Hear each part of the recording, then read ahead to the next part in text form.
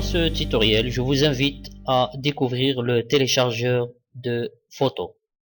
Alors, pour importer les images ou bien les photos à partir d'un téléphone portable ou bien d'une carte mémoire, en général d'un support ou bien périphérique de stockage, vous allez brancher bien sûr le périphérique, soit dans un lecteur de carte mémoire ou bien brancher par USB votre téléphone portable, etc. Et après, vous allez cliquer sur l'icône ici dans Bridge, intitulé Obtenir des photos de l'appareil photo. Et voilà l'interface de ce qu'on appelle un téléchargeur de photos.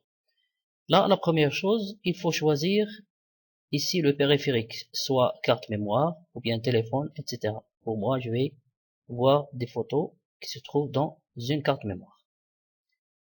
Alors, donc voilà le nombre de fichiers, 30, et leur taille.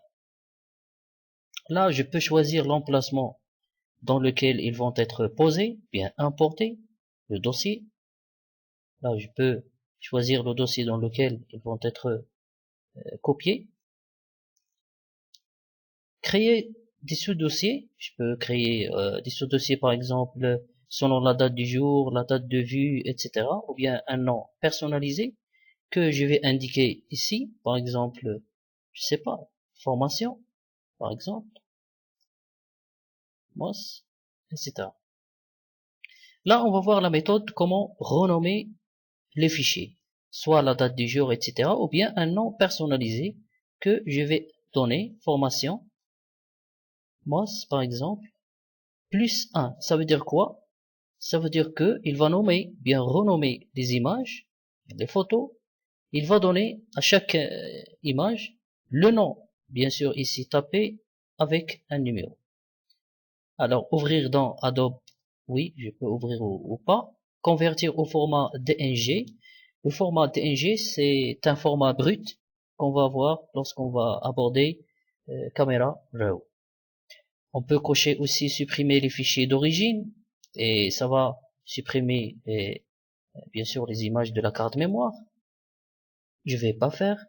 Enregistrer une copie sous. Il peut enregistrer aussi une copie de sauvegarde dans un autre dossier.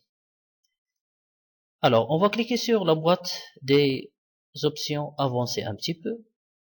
Donc, regardez, là, on a les options qu'on vient d'enregistrement, ce qu'on appelle les options d'enregistrement. On a tout à fait en bas des options avancées. On peut cliquer ici pour ajouter des métadonnées, comme le créateur par exemple, c'est moi. Avec copyright, oui, on peut utiliser ici le C, d'accord, le symbole C de copyright. Et pour le taper directement, vous pouvez utiliser Alt Fn et 0169. D'accord, pour bien sûr taper le C de copyright. Après, je vais faire 2015 par exemple. Voilà. Tout à fait à gauche, on peut cocher. Regardez là, on a toutes les images sont cochées. Je peux désélectionner tout pour choisir ce que je veux importer seulement. Ou bien sélectionner tout. Et après, je vais cliquer sur obtenir le média. Il faut patienter un instant, bien sûr.